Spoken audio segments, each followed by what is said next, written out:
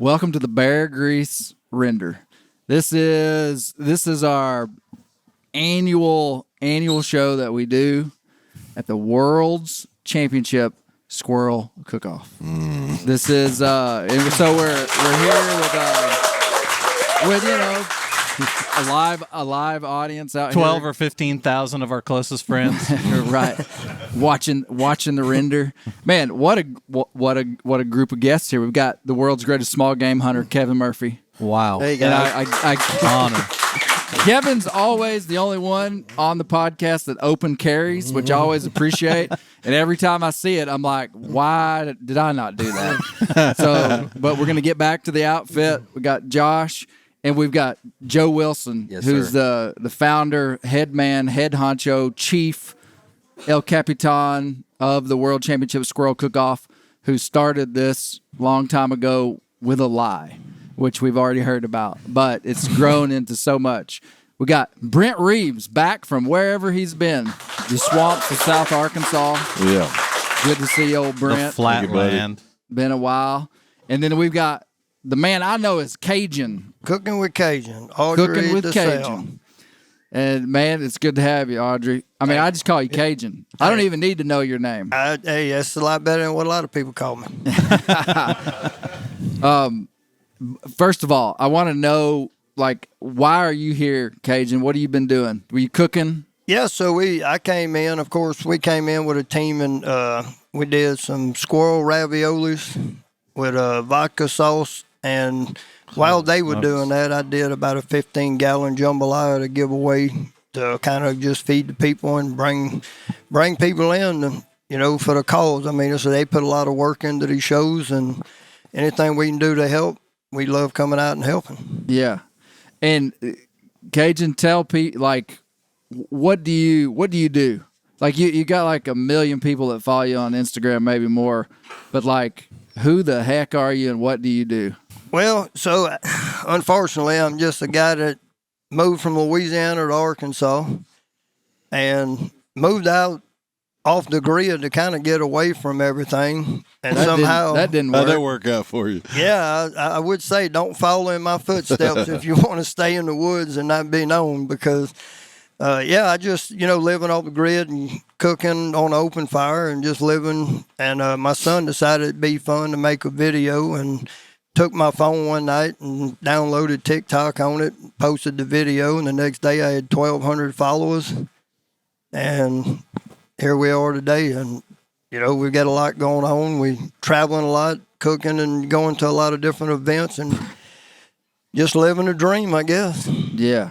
Well, man, it's good to have you. We've met before several times, but Kevin Murphy.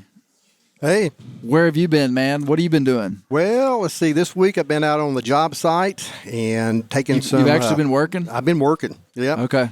I've been working on a heavy highway job, doing nuclear density testing. So, wow. There's your warning. Okay. So, That's the what week you before do that... Spare time? I was at an archaeological dig looking for some of the first Americans, paleo hunters that hunted mastodons and mammoths. So we dug Where up, were you at doing that? Northern Kentucky, on the edge of the last glaciation, the Wisconsin. Really? So the glaciers came down. Basically, you can draw a line along the Ohio River, and that's where the glaciers ended. And so 60 miles as a crow flies from my house was the glaciers 15,000 years ago. So in Northern Kentucky, there was a gathering of mammoths and mastodons, one of the few places in the world that you find both species at the same spot. We dug up a bottom tusk of a mastodon, which I didn't know at that time that mastodons had bottom tusk, and it was carved in the shape of a penis. Oh, wow. So that escalated quickly. But didn't know we were going there. So very unique. Kevin Murphy, everyone. So did they know that this site was there? Yes. This is a site where Daniel Boone crossed the river with his son and 150 militiamen 10 months after the Revolutionary War was over. And he said it was a bad idea to cross. There's a ford there on a Licking River that you can wade across right now. But they crossed that, went up into the hills, and they were met by 100 British and about 200 American Indians. Like I said, 10 months after the Revolutionary War was over, the British were still trying to take charge of the Northwest Territory. They got ambushed. Daniel Boone's son died in his arms there. They made it back across the river. Blue Licks. Little Blue Licks. The battle of Blue Licks. So the Mastodon parts were at the Blue Licks. Yeah, we're sitting there digging in a mud hole, looking at this ravine. And a lick is a salt lick. Salt lick. Yeah, Yeah. that's why the animals were there to begin with. That's why the mastodons, the mammoths were there, because there was water available. There was salt there that attracted them. They was right on the edge of the glaciers, ideal climate, and it just all. And so you were unfolded there. you were there with archaeologists from where? From all over the country. Wow. One guy was there, and he was gathering cosmic dust to see if he could prove that the Always good to meteorite have. hit the Earth and might have changed the climate. Another guy that was there is, I know that you've been doing some water witching thing, but you got to have this guy on your show. He's world-renowned water witcher. Oh, really? And I didn't get to spend any time with him this year, but 2 years ago I did. And I asked him, I says, how did you learn to do this? He says, my mother-in-law's well went dry, and a guy came over, and he witched this well. I saw him do that, and I told myself, he's a science teacher. He says, I'm going to teach myself to do that. And he's been all over the world finding water, a lot of times for indigenous people.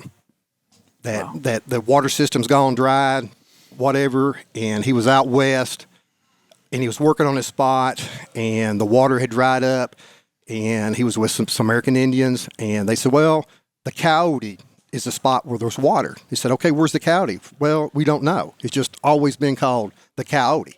So he spends a week out there looking around, witching. He finds water.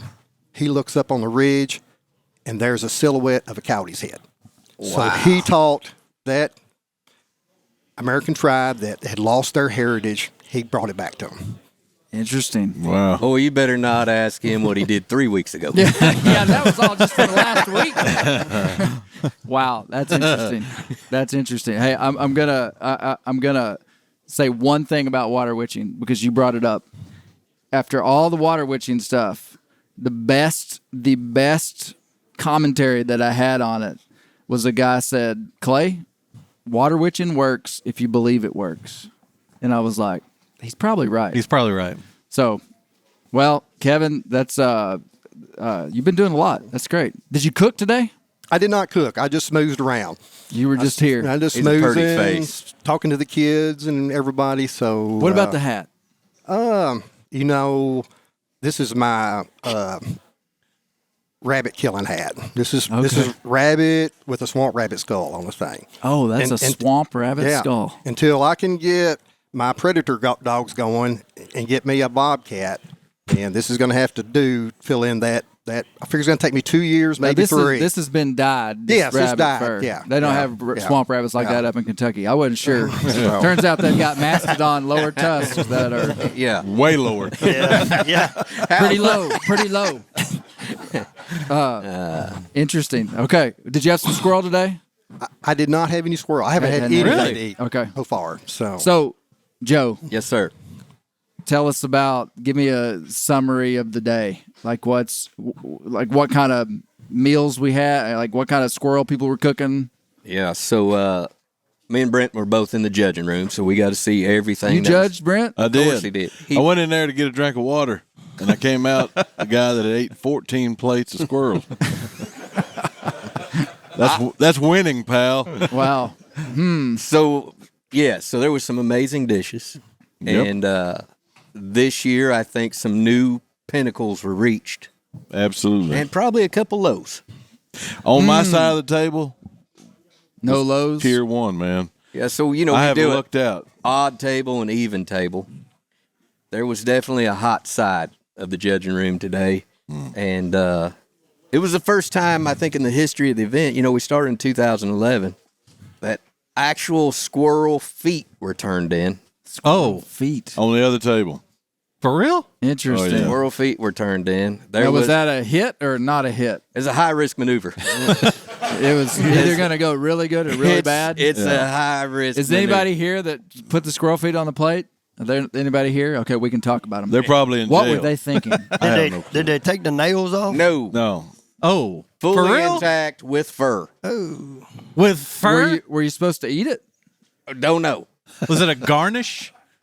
Brent was looking for Not a a tick good to one. pull off or something Yeah. with that Yeah, thing. right between the toes. So that happened. and we thought chicken feet were weird. Yeah. Clifton Jackson. We had Clifton on the show last year. Yeah. At that time, he was a 3-time world champion, Squirrel Skinner. Squirrel Skinner. Today, I'm proud to say he's the 4-time. Oh, Can't wow. beat. He's a tier all in his own. He told me to no longer say how many he's won, just say he's the world champion. Yeah. After a while, you're not like the 4-time. You're just the world champion. You're the world champion. Yeah, Yeah. And he had his mom out there, his wife, everybody, and it was a good time. that's good. And then there's a fella two guys right behind you, Clay. These two gentlemen, both with really flashy squirrel shirts Yeah. on. Yeah. Yeah. Can they get Are in there camera squirrels view? in there? Can We'll Yeah, get it. come stand here. get in camera view over here. Oh, look at these shirts. These nice, gentlemen nice. both partaked. You know, we always do the world's hottest squirrel. Right. Right. This year we kicked it up to 4 million Scoville. Get the baseline on that. What's a jalapeno? Like A hot jalapeno. 1,500 or something. Okay. These two gentlemen, along with 6 other men, walked on the surface of the sun today. Now, the taller of the two, he lasted a little bit longer than this fella. This fella here is first man out. First man out, and closest to the trash can. Clay, I witnessed a gentleman today. You know, this is a whole smoked squirrel. Okay, so the whole carcass. We smoked them, and then we bathed them in the hottest stuff. How do you get the sauce that hot? You pay $100 on Amazon. Holy cow. Okay. Yeah. Can you say the name of it? Man, we used some 357 Magnum. Okay. And then Family friendly show here. Yeah, and then some 44 Magnum. The 357 was 357 Scoville, 357,000. This other Is that not nearing like just poison? I think it is. I Yeah. mean, they're alive, so big win on my part. Well, there's You only breaking out? There's only 2 out of 6 of them here. Where's the other 4? Wow. Wow. Cemetery. The dude that won that thing. And so the rules are: is the first guy to crack open a drink is the first man out. Okay. And usually it gets down to no one has ever ate the whole animal. The first guy who won, the winner, he ate that booger in about, minute? A whole squirrel. Whole squirrel, which was amazing enough. Not to mention it was 4 million Scoville. I was going to interview him. He didn't have nothing to say. He couldn't talk. It's just out. He had nothing to say at all. Wow. So what did the winner get? Well, because typically it's just a trophy and Umarex gun.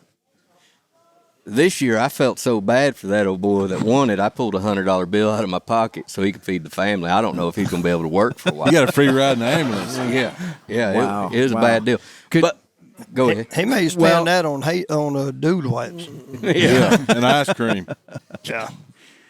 Can you give me, unless we can keep talking about the hot squirrel, Whatever but you wanna go. Like, what are the competitions that are here at the World Championship Squirrel Cook-Off? Yeah. So Thank you, guys. we Thanks, guys. We kind of shrunk it down. Last year we did a bunch. We did squirrel calling. We did. We had the under 10-year-old oyster eating competition, which was just ridiculous. This year we limited it to the squirrel competition itself, the cook-off. The Cook-Off. Then we did the skinning competition, but we did it 2 different ways this year. We did it the traditional way, like Kevin would, just tug and jerking, kind of like you would with your little nippers. Mm-hmm. You know, your little scissors you like to use. Mm-hmm. Yeah. And then They don't want me in that competition with my nippers. He's got those nippers, you know. I'd be They bringing think that's- home the You think that's this. They think that's cheating? And then the second way is we had a guy come down from Illinois that it was 3D printing these new, the leg hold, head hold deal. I think Kevin's got one. He'd been 3D printing those. So we set out to see if that was any better. And Kevin explained when that would work better. If you had how do you use this? mobility problems, you would have like a string with a carabiner, and you would mount it up. So if you couldn't bend over, just hangs. Yeah, it would hang. So you can put their feet through there, their head through there. So if you were like where you couldn't get over, had trouble being mobile, you could skin from standing up. So that's where that comes in handy. Now, but they're putting the head of the squirrel in there. Right. But I mean, do people skin from head down? I only know how to skin from. I think it's back. when they're gutting. It just gives you another option. Of course, the squirrel may pull in two. Yeah. So if if he pulls in two, then it gives a better option of skinning the thing. Yeah. They sent me one, and they asked me if I used it. I said I keep my bourbon bottle on it. Okay. So I told them when I get about 75, I'll probably take this. But as long as I can bend over, because Clifton he won the first heat, and then he started using this thing, and then he kind of got lost in it. And if he would have just somebody beat him with that when they were using those. Yeah, if he would have just did his regular skinning, he would have won. Because if you're not used to it, it's like if you're not used to using nippers or scissors, then it's extra motion that you don't know what you're going through. But it's a good thing. Like I said, I'll use it one of these days when I get older. So how did Cliff? Well, did we answer my question? Cleaning, hot squirrel, cleaning, and then the cook-off. And the cook-off, man. You just wait till Brent Reeves tells you what he ate today. Well, yeah, I want to hear that in detail, like what was actually cooked. But so if you come to the squirrel cook-off, we're at the nature center here. What's the name of this place? Nature Center. Yeah, here in Springdale, Arkansas. For Arkansas Game and Fish Nature Center. That's correct. And really beautiful facility. Ozark Highlands Nature Center. That's JB. right. JB and John L. Hunt. Yeah. Ozark Highlands. Arkansas Game and Fish Commission. It's a mouthful, folks. It's a mouthful. Nature Center and a partridge in a pear tree. Okay. There was one other thing that we tried to accomplish this event is I want to stress this that there was a bunch of young adults, kids to young adults who competed this year. And one of the reasons why I thought that was important is these kids had been branded with the name in front of them of Foster. And one of my goals for this event was to eliminate the name Foster on these kids and just call them what they are, as kids. And so most folks didn't know it today because we didn't shine any light on it because that wasn't the goal. The goal was to put these kids in there just like any other kids and compete. So we had 3 teams located over here. I think they did a really good job. And we shined a light on a lot of child organizations that need to have light shined on them today. And so I didn't do a lot of bragging about that. I wanted it just to come out and see that deal, and I think we accomplished a big, big goal. Well, that's good. Good. That's good stuff. Good. So when people come here, I think the most unique thing probably about this event is that you get to eat squirrel. Like, so all the cooks are out here cooking, and you can see the cooks cooking. When you come here, you have to cook the squirrel here. It's got to be verified that it's squirrel. So people are cooking. You can see them cook, and then people get to eat. So probably most people standing around here have the opportunity to eat squirrel today if they wanted to. Yeah, I heard of all kinds of other oddities that were out there. There was like crow sausage. Someone made Crow sausage. There was a bunch of goose. There was all kinds of things served today. Brent, tell me as many titles of dishes that you can remember. Oh. What was cooked?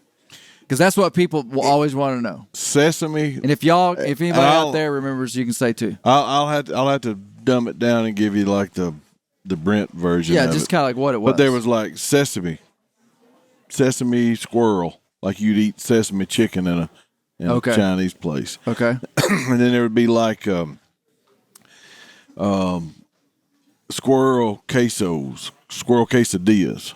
Okay. And squirrel quesadillas. Yeah, and then there was squirrel lasagna, squirrel meatballs, and squirrel. What was that thing? Man. What? This guy's got a picture on his phone. What do you got there? Tell he's wanting to show me That's this. Shane. Now, what is this? Empanadas. Squirrel empanadas. Shane was on the Okay. other side of the on the other team, on the other judging Looks team. good. Looks good. All right, Brent got to eat, and I know Kevin's worldly like me. Kevin, you ever eat a banh mi? Yes. Banh mi is one of my favorite sandwiches. Okay. I never heard of it. And I had to say 2 or 3 times to Brent what it was. But he had a banh mi sandwich that was Banh mi sandwich. top notch. What's a banh mi sandwich? So It's Vietnamese for a sandwich, ain't it? yeah, so it's a French bread. It's usually got pickled vegetables such as cucumbers and carrots, little cilantro on there, and then they usually do char siu, which would be a roasted pork, which is pretty amazing. He got blessed. He got to eat that today. It was good. And sushi. Yeah, and they was about the size of a of a slug, a deer slug. There was 3 of them on a little sandwich. They was good, and then there was another one. It was Italian things, like Italian meatballs. But you cut into that thing, and it looked like, I mean, that's all it was squirrel meat. Somebody was working their tail off, and there, the fellow that was sitting beside me, I can't remember if it was Michael or who it was, but he said, "Oh, my first shot," and he spit a shot out. It was about the size of a seed tick that'd been on a 3-day suck. He was probably like a number 8 lead shot, but I didn't get any, no bones. So you got Italian food, the lasagna, the meatballs, the Vietnamese sandwich. Get any traditional? I have yet. I know this. I've been to this thing for the last 3 or 4 years. 3 years. 3 years. I've been a judge twice. I have yet to get squirrel and dumplings or fried squirrel. I think that's what everybody would think. Yeah, it that they feels a came little here. predictable. It'd be That's what like, I was that's all you'd waiting. have. I've been waiting to get it, and I ain't seen it yet. I heard somebody tell me that they cook kind of a traditional squirrel meal of like cornbread and beans and kind of like a country Some plate. of the best baked beans I ever put in my jaws was in that room in there, and they were smoked. I mean, the smoke was so stout in it, so good. Now, that's not a detractor. It was so good, I felt like I needed an ashtray to put my spoon in after. It was good. We had the new director of Arkansas Game and Fish at the judging table this year. Oh, he was a judge. He was a judge. He got to experience that. The dish that won, we haven't announced it out there yet, but the dish that won by 20 points. Is that a lot? It's a huge amount. That's huge. Oh, so it was like a runaway. Huge amount. Now you can't tell me what it was yet. Nope. Okay, well, But they know. They know. Well, Part at the two. end of the episode, The winner knows. They know we'll they have hit it to- out of the park. Yeah, the squirrel feet was weird. It was just. Let's just Shane? say it's probably not the squirrel feet. If you put squirrel feet in there, you wasn't really planning on winning. You know? I don't know, Brent. Man, that thing was. Was it a forethought or an afterthought? That's It what I want was to know. such a well-designed entree and side dish. I mean, super well-designed, well-proportioned, well-garnished. Everything about it was magical. And then you got these. well, hey, listen, I got to give that team credit because in MeatEater trivia, for instance, I have said before that sometimes a good answer is better than a right answer. Are you with me? Yeah, 100%. I mean, because it's like, what are we here for? Yeah, We're they here- were celebrating. just- They were celebrating the squirrel. I mean, so I gotta give 'em that. I kind of hat tip to him. And the other thing that comes to my mind is that I'm in the midst of a project where I'm doing a bunch of research about black bears and about the way indigenous people use black bears. And a lot of them, they'd rather eat a paw than anything on that animal. Yeah. I mean, like the archaeological record. Like I've seen Mr. Murphy was telling they're us about still doing that over in Asia. Yeah. Illegally. bear paw, Yeah. bear paw stuff. So maybe it's something new with the squirrels. I think you could flash fry them and just eat them like cracklings. Cajun, have you used on it? squirrel feet You on before? it, Cajun? Have I ever? No, not feet. No. Okay. No. Okay. Now, do you cook much wild game? Most of what I see you cooking is just like good country food, Yeah, no. cabbage and pork and I don't know. I cook a lot of wild game. yeah. I mean, we usually every year we stock up on deer, bear, squirrel, rabbits, ducks, anything we can get our hands on. Yeah. And a lot of the dishes the back in the day, I guess you would say, is which is the way I try to cook, kind of the way my family did. They cooked a lot of the dishes the same way, no matter what meat they were using. A lot of onions, bell peppers, just making a gravy, and then smothering the meat for 4 hours until it fell apart. Yeah. It's hard to beat that. It is, especially with squirrel. Yeah. Hard to beat that. So did you have any squirrel today? You didn't. Did you say you didn't? Yeah, Kevin we did. Didn't. We did a ravioli, which I didn't hear him talk about, so it must not have been that good. You competed. Cajun, I'll talk about the ravioli. My son come walking into the judging room, and several of the judges said, my son's name is Clemens. I named him after a man named Samuel Clemens. I heard him. And Clemens come walking in, and Mark Lambert, 7-time world champion of barbecue, he said, Clem, you need to try this, and it was that ravioli. He also said you need to try that mac and cheese. And so the ravioli was on point. Good to hear. Brent, did you get any of the ravioli? I did. He ain't lying. Brent, what was your favorite one? It's not. Don't tell me who won, but what was your favorite one? My favorite one was The feet. the meatball, Meatball. the Italian Did meatball. they grind it, or was it like chunks of squirrel? Like It was like sausage, so it sausage? had to be ground. It was Now, what what it was percentage of the meat? 80. So that meatball had to be 80% squirrel, Yeah. and it was that good, It was good. It was very, very good. heavily seasoned. No.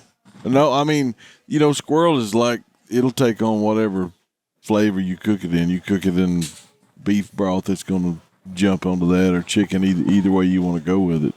It was just good. It wasn't, when you took a bite of it, you didn't say, well, that's Tony Sassery's or that's salt and pepper. It was just a good mix of baked meat. Now, Good. he did have his old case knife out on the table. Of course, I did. I went in there and I did notice it was a little greasy. It had a Yeah, little well, greasy there was on a couple of legs that come in. People think I'm crazy. Ever since me and you did the cooking show about eating with my hands, I don't like to do it. And I'm as country as cornbread, I know, but I don't like getting my hands all messy. So I was cutting the meat off the bone or some of it. Oh, you were cutting meat off. This dude, he had us laughing three or four times in there. I don't even know what the heck it was. Well, who knows? I don't either. We were the unique thing about our judging compared to most judging is, first and foremost, everybody is turning in something different. So if you're used to a chili cook-off where you're coming in to taste chili, it's real easy to decipher which chili's better than the other, or brisket or whatever. Right. Here, we're judging everybody on their own merit.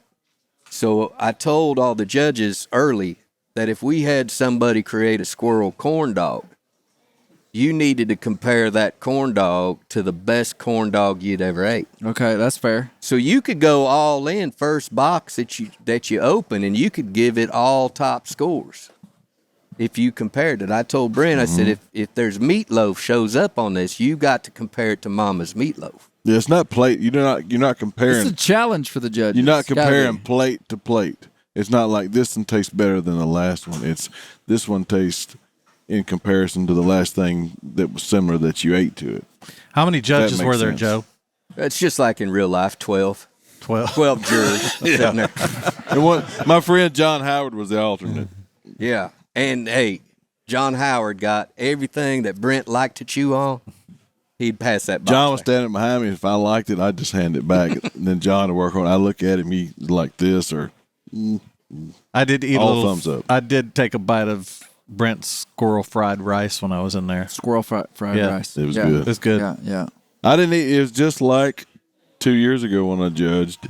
There was nothing that I ate that I wouldn't eat again. You might cut this out, but one of the funniest. We ain't cutting nothing out. All right, one of the Does it have to do with mammoth tusks? no, I promise you it didn't. one of the funnies that Brent said was he had like 3 different Asian dishes turned in on his side of the table, and he said, "Who would have ever thought my whole life I'd been eating squirrel every time I ate Chinese food?" It was good. I mean, I couldn't think of nothing better to eat. It was good.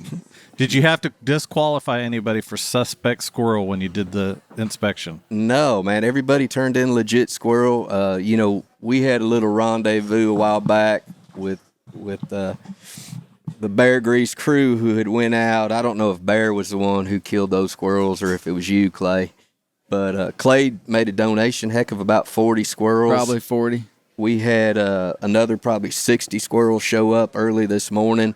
We had ample squirrels with skin on it for the squirrel skinning competition. I brought in 2 black squirrels, solid black. Where'd you get those?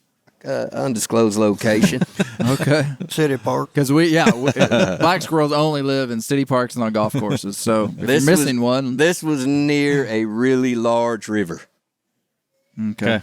The Nile. And I was telling everybody those were Japanese A5 Wagyu squirrels. 'Cause that's kind of... Oh, he's got a tail of one right there. Yeah. Oh, look at that. I Look at think that. it's black. They were as black as an Angus cow. So good times, man. We had great judges in there. All of the judges, they had fun eating these dishes. But we don't have an event without the teams showing up. I know the public loves to see it.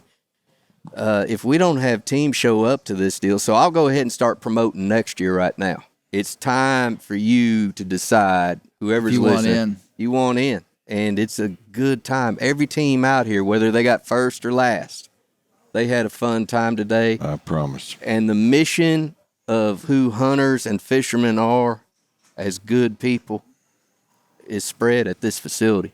So, and a shout out to everybody who parked cars. Man, those guys are Yeah. standing out in the heat early this morning. And it has been hot today. Brutal. Yeah. Kevin, got a squirrel question for you. Had a guy today that I met here that he might be standing right here. I don't know. But I said, "Did you have squirrel?" He said, "Yep. I ate some squirrel here." He said it was really good. He said, "In Kentucky, our squirrels taste like mud." And he said, "We can't eat them." And he said, "Down here, they taste good." I just I didn't say much. I just kind of gave him the head nod. I need to wash his Is hands. he right? Well, what he needs to do is come back next year, and we'll put him on the spot, and he can tell us the Kentucky squirrel from the Arkansas squirrel. Yeah. How's that? I mean, Yeah. Blind taste test. Yeah, blind taste test. you Anybody never says heard that Oh before. no. Yeah. No, I don't know. You know, I've had squirrel from Arkansas, Michigan, Illinois, Kentucky, South Dakota. It's all The same. It's all very similar. I mean, for someone to say that their palate could judge one squirrel from this state to the other, I think we need to have that next year. You want it? Yeah, let's try to do a little variety of squirrel and see who can say that. But I think you would be. It's unfair because if you did a spring summer or a spring squirrel compared to a summer squirrel, it's just like bear. You know yourself, if you get those bear that are down by the water or the bear that's been eating the fish in Alaska, that sucker's going to taste like fish, man. I shot them iguanas in Puerto Rico, and they were far, far from water, and they taste like fish. So it's all diet on the thing. More I think than, it's got to be pretty extreme. That in the bear world, the only time I've seen a bear taste any different than any other bear is salmon bears. Yeah. Other than that, I find every bear I've ever tasted from anywhere in the country to pretty much taste the spring same. and fall taste the same. I mean, just a fall bear is going to have more fat. So, but I mean, does it taste the same in like a burger? I would say you'd have a real hard time telling the difference. Yeah. Now, a fall bear's going to have more fat though. Yep. But now when you start getting to these like red squirrels and pine squirrels and stuff out west, they say those taste piney and Like have a pretty strong. turpentine? Yeah, but like a cat squirrel, gray squirrel, or fox squirrel anywhere in the eastern deciduous forest, I think they taste the same. Yeah, the only thing I've noticed different eating squirrel in a lot of the states is at times in Louisiana, if they're eating in a cypress tree and they get no cypress balls, they do have a little bit of a stronger taste. You can kind of tell. Really? Does it taste like a cypress? It's kind of got that pine, it's kind of got that same kind of sappy. Oh, okay, yeah. And you can tell it in them. No, that makes sense because they're eating those cypress balls. Cypress balls. And they'll start eating them when they're still green, and they'll eat through and pull like the seed out. And I mean, I promise you, I can clean one, and just during cleaning it, I can tell you what he's been eating. Whether it was cypress balls or whether it was, eating just acorns. That makes sense. What about you, Clay? What'd you do today? Well, man, I actually just got here about an hour and a half ago. I've been writing about Holt Collier this morning, if I'm just telling you the truth. Good man to write about. Yeah, woke up at way before the crack of dawn, and been doing some writing. But that's what I had to do this morning. But got it done, sort of. But we're getting ready to bear hunt though. Arkansas bear season opens this week, and so we're fixing to go. How's the action been? Not good. Too hot. Not good. Heat. I don't think it has anything to do with heat. I'd rather it be hot than cold during bear season. Really? Yeah. Why? 100%. Worst thing that could happen would be a hurricane come through and like a bunch of rain, or a cold front come through and knock the temperature down 20, 30 degrees. You lose your bears and rarely get them back. It'd be best if it's just like consistent temperature right through the start of the season. I'd rather it be 85 degrees than 60 on open day of bear season in Arkansas. I don't know about anywhere else. I was out baiting yesterday, and I did notice some white oak acorns on the ground. Yeah, there's plenty. Hush your mouth. Yeah. Yeah, there's plenty. I wonder if there's any questions from the crowd or any about to anybody at this in these chairs. Anybody got any questions? Yeah, I do. I want to know if he's going to eat that hot squirrel next year again. Yeah. you back in? He's in. All right. Oh, The okay. question- The question is about. Go ahead. Yeah. Well, the question is about the dog. Tell us about your About the dog, dog. Kevin. Well, this is Black Jeff, and this is the first time she's been around more than 3 people at one time, so a little bit overwhelmed. Yeah, you can tell she's kind of nervous. She is a half high Q Beagle, a quarter cur, and a quarter Farrell Miller field trial porter. Okay. And that dog's all because And of you. the dog's name is Jeff. Black Jeff. Black Chef. Usually I'm down here with Chef Jeff. This year I'm with Black Jeff. Okay. And Black Jeff was a friend of mine that I met down at Reelfoot Lake. And he was a pro baseball player, a swamp rabbit hunter. And so I got Black Jeff. So okay. Do you call her Black Jeff? Like Yes. if you're going to just call her across the yard, you're like, come here, Black Jeff. Black Jeff, yeah.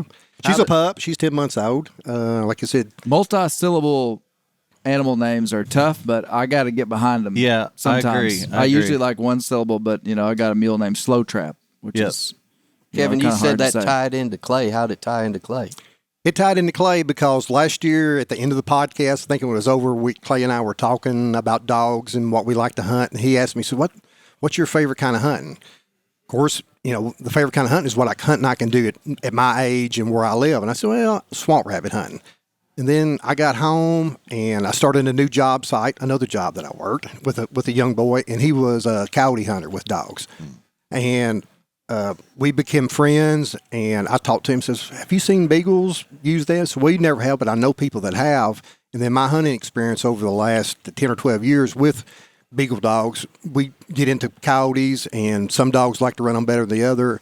And I thought, and it's usually like a short race, 1,200, 1,600 yards, not the typical coyote race there. And I'm thinking, I can breed a dog up that I can run in Kentucky, that I can afford to feed, and I can have a pack of predator dogs. So that's my attempt. It's probably going to take me 2 years to have a predator dog. So what were your intentions for this dog to be? Because Brent's used decoy dogs. You're not wanting a decoy dog. You're wanting a dog that's going to run a coyote. It's going to circle it back to me. Yeah, it's going to jump it up, take it out about 1,000 yards, 1,200 yards, not put a whole lot of pressure on it, and not run it out of the country. Okay. It's going to let that coyote come out to his home range where he's been hunting, where we've jumped it, and bring it back to us, and it'd be up to me to be able to be like. That's why you want that beagle in there, so they're not just running it out of the country. They're just kind of getting it up out of its bed, letting it know that it's being chased. Are they like a rabbit, Kevin? They'll make a loop and kind of go back Yes. to where they got jumped. You know, it's taken me a few years to see that, but yeah, that's what I'm seeing is that we'll jump a few coyotes and they'll come back into where we're hunting. So, yeah, they're just like running a deer. You know, they're going to circle back. Run like a fox. So, Like yes. a lap. Yep. Interesting. So, and, you know, they chase rabbits. So, Yeah. so, you know, and then the same with the bobcat. They circle back. You know, sometimes you'll jump them in a cane break or a blowdown, a timber thicket, whatever, and they're going to come back in there. And you just got to be like the top predator and be ready for them Yeah, be because they're ready. going to be looking for you. Oh, that's fun. So that's So has this dog been exposed at all to any coyotes yet? no. She's run loose her entire life pretty much. Like I said, she just turned 10 months old. She'll be a year old in November. So I've got 5 more of her siblings. My coyote friend there, JT, he's got the other 2. So we're going to start after them. Probably start them on some swamp rabbits and stuff. They have run some rabbits, but I haven't exposed them to coyotes or bobcats yet. Yeah. So, Brent was decoy dog hunting. Have you seen him do that? I have seen them do that. That's pretty interesting. It's crazy. It's the most amazing thing that I ever seen as far as how you think about a coyote's nose and their hearing and they're cautious. And if the odds are stacked against them, they're gone. They're not messing around. They play to win. If the odds are on their side, whatever they're after is usually done for. And they get so crazy focused on that dog during that time of year when there's usually during the best time of year to use a decoy dog is when the coyotes have a litter in the ground in a den somewhere. And how it is, you'll use a predator call that dog within sight of where you are, or the coyote within sight of where you are, and then the decoy dog sees the coyote, takes off after it.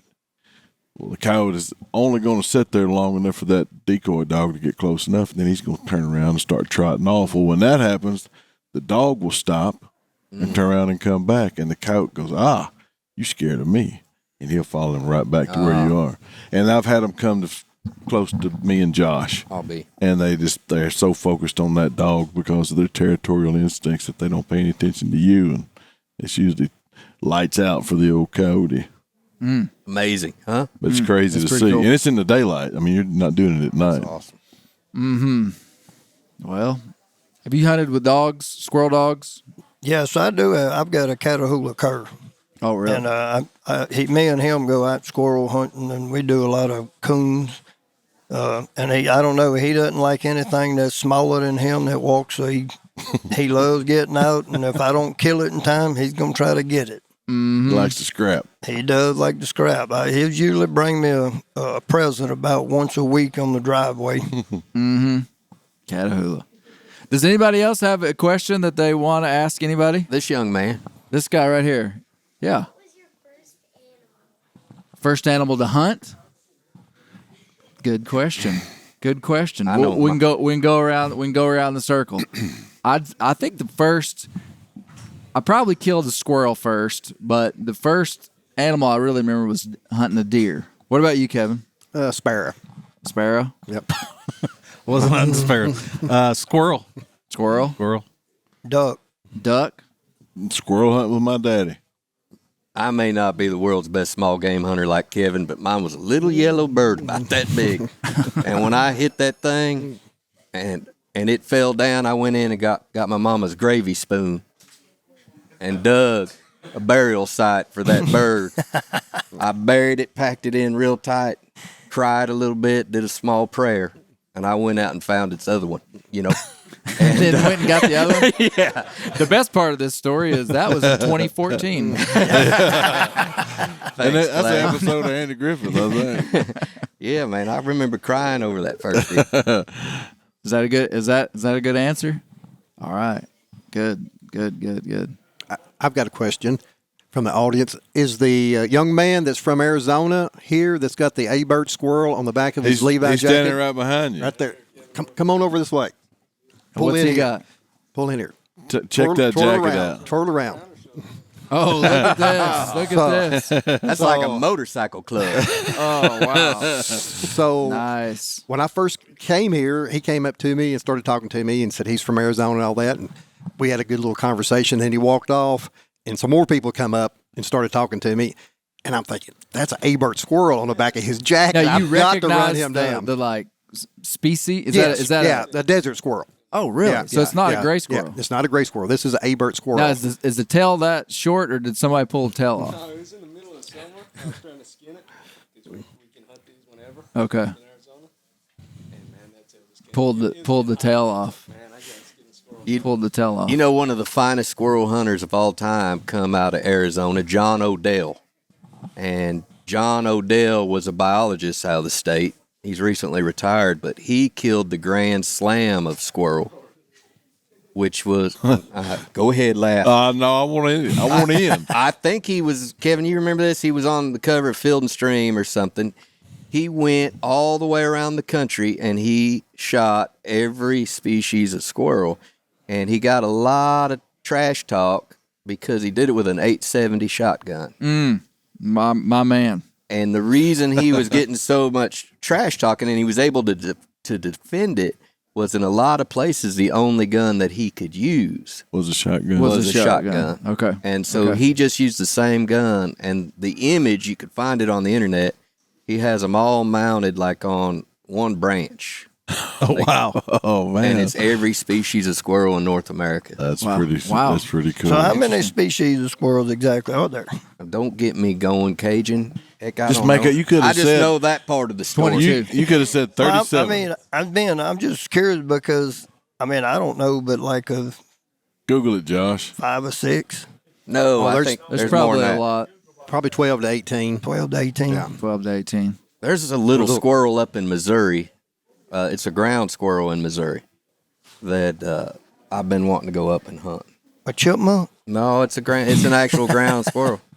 But This says, this is AI overview, that there are over 65 squirrel species in North America, Holy. I guess encompassing tree squirrels, ground squirrels, flying squirrels. I doubt that. I think AI is pulling one on us. I wouldn't have been too surprised at half of that. 65 sounds high, Yeah. but I mean, yeah, you can start thinking about. North America's pretty big, though. Yeah, Color- color think, phases. now that you think about it, the flying squirrel, the ground. Yeah. There's a lot that you're not Ground, thinking. they might be counting ground squirrels. Yeah, like, because I there's a lot you're not thinking. I'm thinking more of what we hunt and eat, yeah, but yeah, there is a lot more species. I think. yeah, I yeah. don't know. If there's that many though, is it? Yeah. That's a There's some lot. subspecies out there, like I think there's a Cherokee fox squirrel down on the Mexico Arizona border.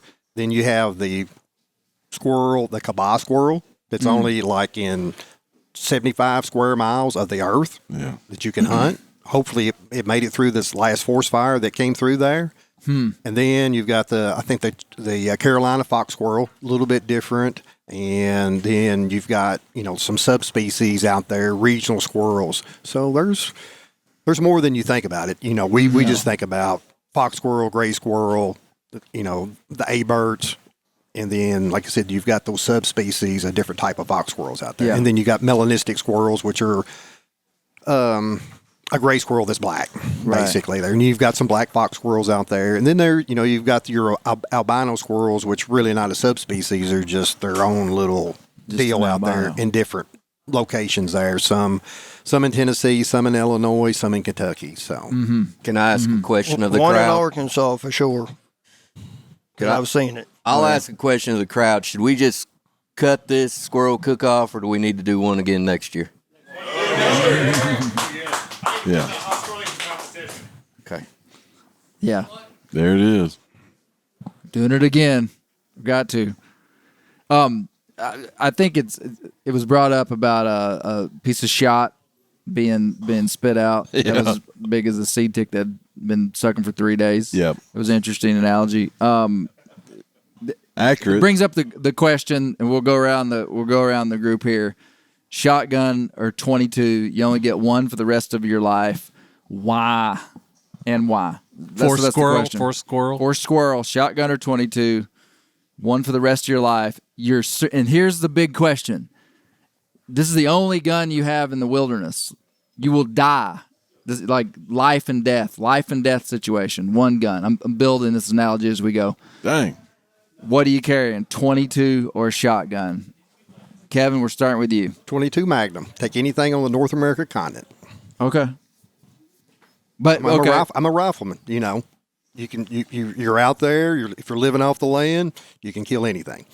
Okay. Well, but you can only kill squirrels. Oh, only squirrel. 22 Magnum. Same. 22 Magnum. 22 mag. 22 Magnum. Now, do you hunt with the 22 mag in Kentucky just like when you're out, or regular 22? Back when I was a killer, 22 Magnum. Okay. I'm not much of a killer anymore, so 22 long rifle does me Now, just what fine. good would a magnum do you shooting a squirrel out of a tree? You can kill 2 at one time. Just if they're lined up? If they're lined up, you have no problem doing that. You got a little bit more range, more firepower. Okay. You know, collateral damage. If you make a bad headshot or whatever there, he's not going to limp off. I've had lots of squirrels limp off through a headshot with a 22. Not, Okay. You know, I did this comparison one time about this squirrel predator come to the earth, and he was hunting humans. So us humans, we hunt squirrels with a 40 grain bullet, 22. So this squirrel predator guy comes here, and so he wants to do something equivalent. So he's hunting humans. So do you know what equivalent? And it's been a while since I did the math, but what he would be shooting us with? Probably like a 50 caliber. It'd be 1 pound, 50 caliber, 720 grains. But I don't know how many grains 1 pound, but it'd be a 1 pound projectile is what, you know, I get hit with a 1 pound in my pinky, I'm down. Right. But that's the comparison that a little bitty 2 pound gray squirrel can take a 40 pound or a 40 grain headshot and run off. And then can you imagine being a human and taking a 1 pound projectile anywhere in your head? You're down. You're down. You're down. You get hit anywhere. Yeah. So okay, that's a great answer, and I expect as much detail from all of you. Josh, I'm gonna have to say 22. I think that if if your life depends on squirrel hunting, all that's left on the earth is squirrels. You're gonna hone your skills so that killing a squirrel with a 22 is gonna be. I hope you go into the woods feasible heavy. feat. Got it. Okay. Got it. Yep. Okay. 22. Okay. Cajun, I'm going shotgun. shotgun. This man wants to eat. Yeah, I mean, and it's actually that simple. The leaves in the way, and he's running down a limb. I'm just gonna take him out. Mm-hmm. So I'm going shotgun. And just deal with the collateral damage. Yeah, later. well, and you know, sadly, to some people, I love to eat the brain, so I'm not shooting them in the head anyway. That is the best answer that I've heard for not shooting them in the head with a 22, because most of the time they get us. Kevin's mind is spinning. So you like to eat the brains? Yeah, That's yeah. that's what I wouldn't recommend for anybody to do. Any kind of brain of any species. Yeah, we had Just this stay away from it. conversation Yeah, last just year. stay away from it. so you don't Yeah. eat cow brain? No. Yeah. There's No some. brain. There's some in the last. Well, we don't have to get into it, but there's some disease potential. But Makes your beard long and white. So yeah, it will. Yeah, I also kind of feel like I think there's been disease around for a long time that we just never tested for. Probably. And I think if you cook everything properly, you're probably going to, you know, my grandmother passed away at 94 years old, and she ate cow brains and squirrel brains. Finally got her, didn't it? Yeah, finally got her. That's what I'm going to go back and redo a headstone and say squirrel brains got her. No, so shotgun. I got you. I got you. I know Brent's answer. 22. 410. 22, man. Don't go 410. You can't afford to shell. Yeah, for Yeah. real. You know, if that's just always been the thing. It was young man over here asked the question. First squirrel I ever killed was with a 22. We hunted with dogs on horses, and that was the three things that we did. You shot them with a 22. You had somebody would bring a shotgun in case you made a bad shot and they're timbering squirrels and they shoot him on the wing or whatever. But it was dogs, horses, and 22 rifles. Hey, let's go. I got your back. Sounds like a good country music album. Yeah. yeah. You can AI that into a number one hit. For most of my life, I've been a 22 squirrel shooter. And just like Kevin, a lot of my mentors in squirrel hunting, they will tell you the 22 Magnum is superior. Now, recently, in the past few weeks, when we were struggling to get squirrel on this, Yeah, here's the real test. when we're struggling to get squirrels and the leaves are on every tree, Don't leave us, man. I ain't even going to tell you it was a 20 gauge, boys. That thing was 12 all up. Okay? Knocking them off. It was 20 minus 8. And let me tell you what, maybe I didn't literally see the squirrel, but I seen the leaves moving. And then you seen the squirrel. And then I heard the squirrel thump on the ground. So if this was a survival situation, and we're talking that there could be a migration of evil squirrel, like a zombie attack, it's 12 gauge loaded up. So. Extended magazine. Yeah. I hadn't put the scenario inside the World Championship Squirrel Cook-Off, but you were there. Yeah. You had to get squirrel. And I went for the meat with the meat stick. Yeah. There you Man, go. and everybody has heard my philosophy, but like when we go squirrel hunting with dogs on mules, 90% of the people out there have shotguns. Because when we get to the tree, good percentage of the time, squirrels moving, big timber, and we're just wanting to get squirrels on the ground. And so Pandemonium. shotgun. Yep. Shotgun. It's a half Sure. and half, huh? Yeah, half and three. half. Yeah, yeah. Either way, I'd let y'all, the shotgun guys, I'd let y'all come to my camp and eat. I'm going to tell you this, gentlemen. Here in about 5 minutes, I got to go out and crown the new world champion squirrel. Oh, wow. And I think, from what I know right now, I think the team is going to be as happy as anybody you've ever seen win this. I think so. Well, we're gonna have to. We don't want to miss that. Well, in that case, we're gonna close it down, and All right. we'll come back at the. We'll try to like maybe film some of it, maybe put it on. Yeah. Can we do that? Yep, we can. We'll film some of it and put the winner on the episode. It's going to be a big deal. I meant to do this at the first of the episode. What else I'm supposed to do? a Whitetail couple Week. Oh yeah. Pay attention to MeatEater. We're going to have some great sales. It's going to be great. You What just are the did it. dates of it? September 29th through October 5th. September 29th through October 5th are the dates. Wow. There it I'm is. more confused than when we Yeah. started. Coming soon. is September, how- September 29th through Whitetail October Week. Nah, 5th. if you're looking to get first light gear, that's a good time to get a bunch of stuff on sale. All the whitetail kits are on sale. But the MeatEater is doing a live tour, and it's in December, and they're about to announce the dates. Coming soon. And but they're coming to Fayetteville, Arkansas. So Steve Ranella, Giannis, Brent, me, Randall, and a special guest that everybody will be really pumped to see is going to be in Fayetteville. But I'm just going to tell you, it's on December the 20th, Saturday, December the 20th. Oh, he's spilling the beans here. Yeah. I think just be ready if you want to come to Fayetteville. You got to get on that. You got to get on the link Yeah, so there's where you can get notified of tickets. That's right. So there's a link that if you sign up for it, they will send it out to you so that you can buy tickets before it just goes up on the website. So you have to go to Because tickets will be limited. Well, I actually know the web address. You go to themeateater.com/tour That's it. and sign and put your email in there, and then they'll send you an email before the tickets go live to the world. And so the MeatEater live tour is a ton of fun. big fun. It's like a 2-hour like variety show. There'll be music. There's trivia. People win a bunch of stuff. Steve Ranella tells a lot of stories. It's going to be a ton of fun. So I'm looking forward to that, being in Fayetteville, Arkansas. It's in multiple cities. It's in 7 places. It's in Nashville, Tennessee, Memphis, Fayetteville, Arkansas, Dallas, Texas, Austin, and Austin, Texas. It starts out in Birmingham, Alabama. And Birmingham, Alabama. So All right. that's where the live tour I'm going to go is. to every one. Yeah. Me too. So let's go. I want to go see who wins Let's the go. World Championship Squirrel Cook-Off. Thank Signing y'all. off. Thanks, everybody.